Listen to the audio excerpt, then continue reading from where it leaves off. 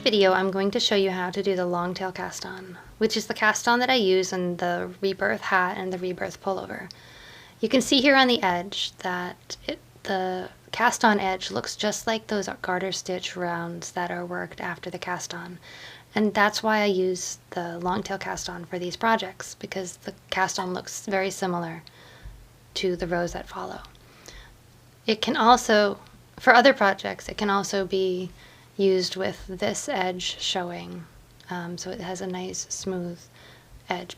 To do this cast on, you'll need some yarn and your needles. And a measuring tape is optional but recommended if this is something you haven't done before.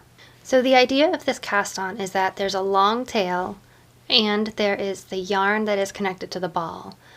And begin with a slip knot, and we use both strands of yarn from the tail and from the ball to do the cast on. Before you make your slip knot, let's measure out the tail to make sure that you're going to have enough yarn before you get started.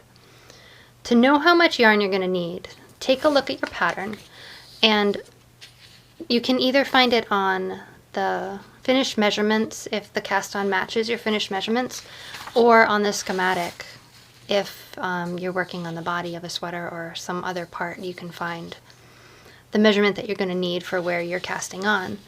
And for our sample, I'm going to use the smallest size from the rebirth hat, which is 16.5, and I'm rounding up to 17 just to give it a little bit of extra yarn.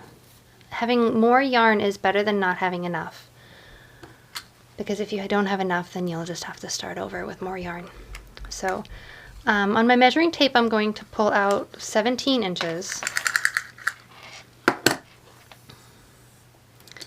And I'll take my tail of yarn, the very end, and measure out 17 inches 3 times to make sure I have enough. So there's 17 once.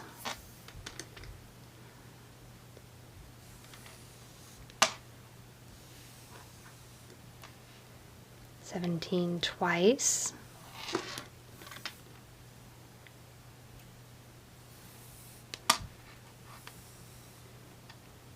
And 17 3 times.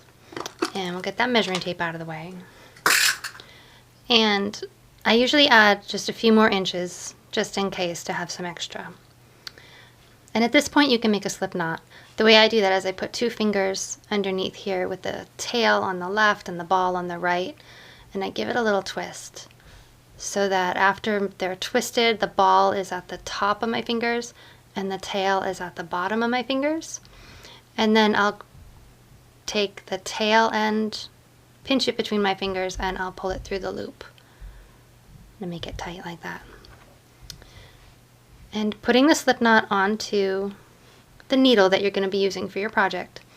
And to hold the 2 strands of yarn, you're going to kind of make like a duck bill out of your fingers, and then these 3 fingers are going to be used to hold the yarn. The yarn that is attached to the ball is going to go over your fingers, and the yarn that is attached to the tail goes under your thumb.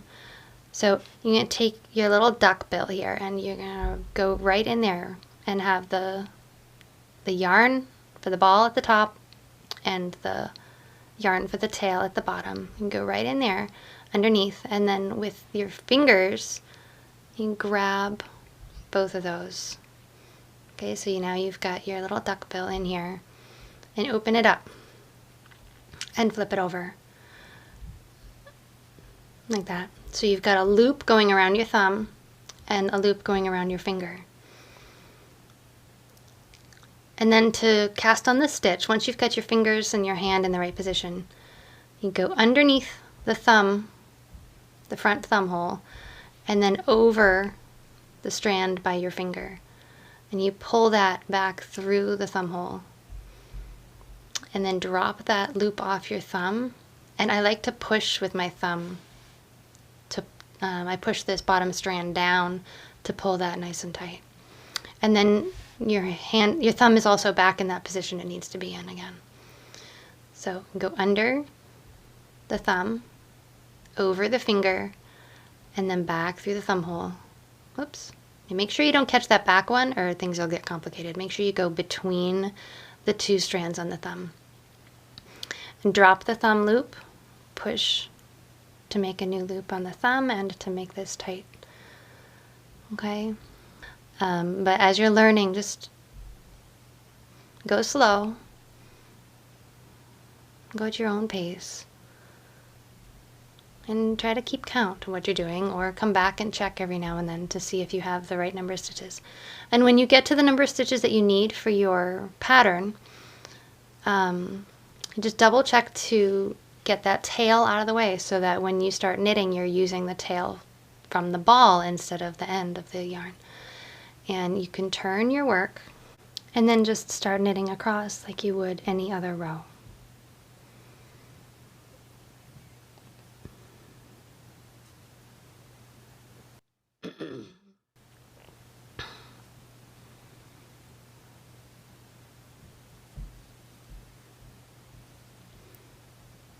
And if you want those purl bumps to be visible on your right side, then consider your first row of after you do the cast on as your right side row. If you'd rather have this edge with the loops as your edge of your project, then consider your first row the wrong side row. And that's how you do the long tail cast on. Thanks for watching.